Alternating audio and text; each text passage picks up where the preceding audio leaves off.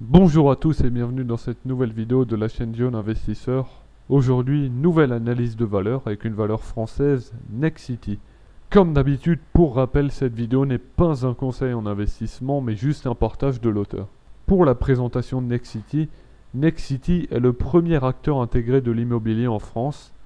Nexity couvre l'ensemble des métiers de la promotion et des services immobiliers à destination des particuliers, des entreprises, des investisseurs institutionnels et des collectivités locales pour les accompagner tout au long de leur vie immobilière.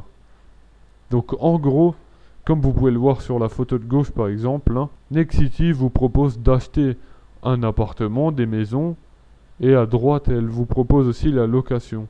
Donc pour être clair, Nexity, ça va un peu être un intermédiaire ou bien à la construction ou bien à la location. Pour sa catégorie, Nexity fait partie de la catégorie du développement et des opérations immobilières. J'ai dit dans l'introduction que Nexity était une valeur française, comme toutes les valeurs que j'ai analysées pour l'instant, sauf Unilever, mais surtout parce que 99,5% de son chiffre d'affaires est réalisé en France. Pour la répartition par secteur, on peut voir que la promotion de logement neuf représente une très grande part de son chiffre d'affaires avec 89,1%. La promotion d'actifs immobiliers d'entreprise représente 10,8% et les autres catégories 0,1%. On va rentrer dans l'analyse fondamentale avec le chiffre d'affaires qui est en augmentation de 51,63% sur les 5 dernières années.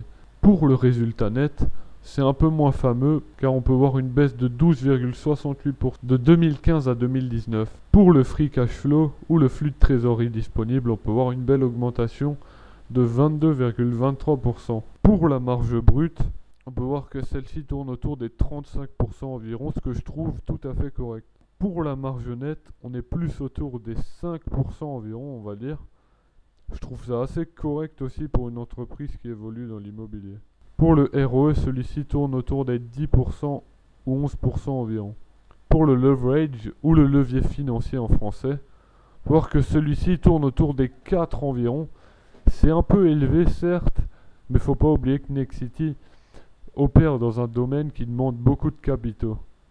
Et c'est pour ça aussi, par exemple, qu'on dit qu'on utilise le levier financier dans l'immobilier. Pour le dividende, ce qui est un grand point à regarder pour Nexity, parce que je pense que beaucoup de gens la prennent pour son dividende, celui-ci est passé de 2 euros par action à 2,5 euros par action de 2014 à 2019. Il a malheureusement baissé à cause du Covid, mais on peut voir que même avec un dividende de 2 euros, on a un beau rendement au 1er mars de 4,95%. On va maintenant rentrer dans la partie analyse technique et comme d'habitude, pour comprendre cette analyse technique, je vous invite à regarder la playlist 50 leçons d'analyse technique de la chaîne Épargne, Investissement et Patrimoine. Pour l'analyse technique, on va se mettre en mensuel comme d'habitude pour commencer. On peut voir qu'on a une belle résistance oblique baissière. On est venu la toucher une fois avec les plus hauts de 2007, une deuxième fois en 2017 et une troisième fois en 2018. À voir si elle va être cassée par le haut, ce qui pourrait être annonciateur, pourquoi pas grosse tendance haussière après cette cassure, ou même d'une continuité de tendance haussière, parce qu'on peut voir qu'on était dans une tendance haussière avec l'introduction en bourse, mais que la crise des subprimes, elle a fait vraiment beaucoup de mal à Nexity, ce qui est un peu normal du coup, vu que ça a touché le secteur immobilier. La tendance était redevenue haussière jusqu'en 2018. On est rentré à nouveau dans une tendance baissière. On a perdu exactement 32% sur le mois de mars 2020 avec le crack Covid. Et là, on peut voir qu'on pourrait pourquoi pas tracer cette résistance, non, ce support, pardon, oblique haussier, qui pourrait pourquoi pas faire à nouveau office de support si on venait à aller redescendre et aller retaper ces niveaux.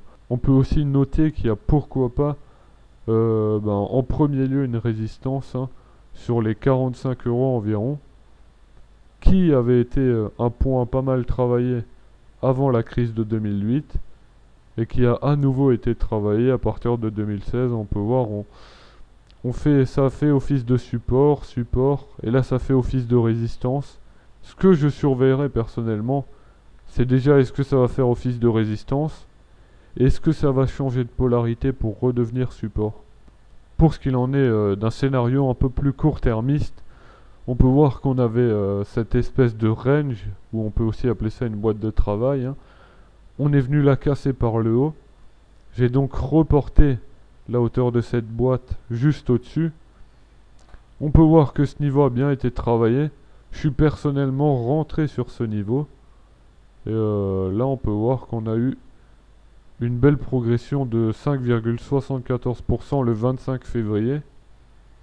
Et ce qu'on pourrait aussi essayer de faire, c'est de reporter ce niveau à nouveau en hauteur. Tac, et je vais mettre une ligne comme ça. Ouais, ça me paraît cohérent, hein, pourquoi pas revenir sur ce niveau de 39,257, hein, pour tout d'abord aller venir combler ce gap, et pourquoi pas continuer la tendance haussière, hein, qui s'est installée à court moyen terme. Merci d'avoir regardé cette vidéo, c'était Jeune Investisseur. N'hésitez pas à liker et à vous abonner, du contenu arrive très prochainement.